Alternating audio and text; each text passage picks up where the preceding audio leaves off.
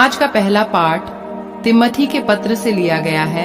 अध्याय 4, वचन संख्या है 1 से 8 तक। मैं ईश्वर को और जीवितों तथा मृतकों के न्यायकर्ता ईसा मसीह को साक्षी बनाकर मसीह के पुनरागमन तथा उनके राज्य के नाम पर तुमसे यह अनुरोध करता हूँ, सुसमाचार सुनाओ। समय असमय लोगों से आग्रह करते रहो, बड़े धैर्य से तथा शिक्षा देने के उद्देश्य से लोगों को समझाओ, डांटो और ढारस बंधाओ, क्योंकि वह समय आ रहा है जब लोग हितकारी शिक्षा नहीं सुनेंगे बल्कि मनमाना आचरण करेंगे और अपने पास चाटुकार उपदेशकों की भीड़ जमा करेंगे। वे सच्चाई के प्रति अपने कान बंद करेंगे और कल्पित कथाओं के पीछे दौड़ेंगे।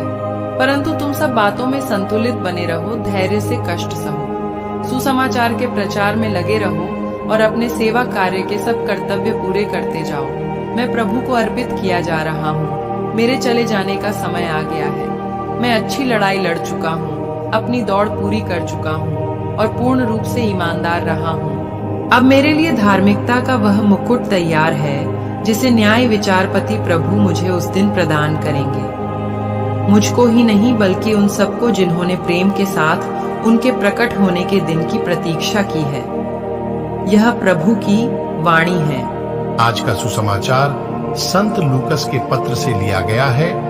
अध्याय 2, वचन संख्या है 41 से 51 तक। ईसा के माता पिता प्रतिवर्ष पास्का पर्व के लिए यरूशलेम जाया करते थे।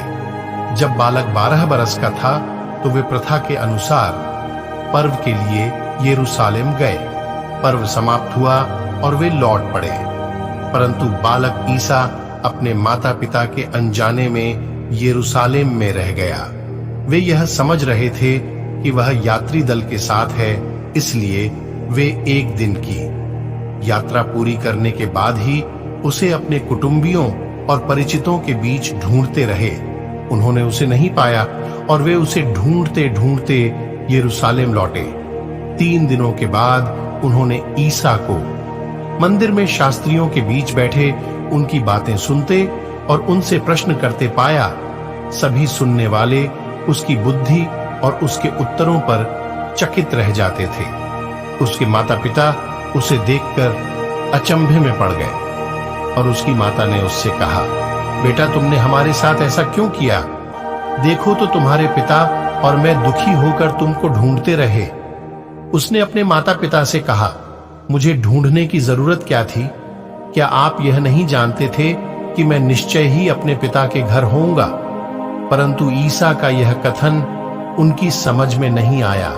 ईसा उनके साथ नाजरेत गए और उनके अधीन रहे। उनकी माता ने इन सब बातों को अपने हृदय में संचित रखा। यह प्रभु का पवित्र सुसमाचार है। मनन चिंतन। मरियम के निष्कलंक हृदय का रहस्य आज के सुसमाचार में प्रकट होता है, जब यह कहता है, उसकी मां ने इन सब बातों को अपने हृदय में संचित रखा। स्तोत्रकार कहते हैं, मैं तेरे वचन को अपने हृदय में संजोता हूं ताकि मैं तेरे विरुद्ध पाप न करूं। संत योहन कहते हैं, युवकों, मैं तुम्हें इसलिए लिख रहा हूं कि तुम शक्तिशाली हो। तुम में ईश्वर का वचन निवास करता है और तुमने दुष्ट पर विजय पाई है। संत पौलुस कहते हैं, जिससे वह उसे यीशु कलीसिया को पवित्र कर सके और वचन तथा जल के स्नान द्वारा शुद्ध कर सके। वचन में हमें शुद्ध करने की शक्ति है। इब्रानियों कहता है, ईश्वर का वचन जीवंत, सशक्त और किसी भी दुधारी तलवार से तेज है। वह हमारी आत्मा के अंतरतम तक पहुंचता और हमारे मन के भावों तथा विचारों को प्रकट कर देता है। ईश्वर से कुछ भी छिपा नहीं है। ईश्वर का वचन हमारे अस्तित्व की गहराइयों में प्रवेश कर सकता है और हमें शुद्ध कर सकता है।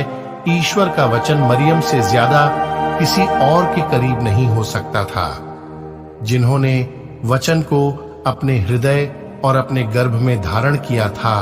मेरे प्यारे विश्वासी भाई बहनों, आइए हम सभी आज के वचन पर मनन चिंतन करें। आप सभी को परमेश्वर आशीष तथा शांति प्रदान करे। आमीन। प्रार्थना।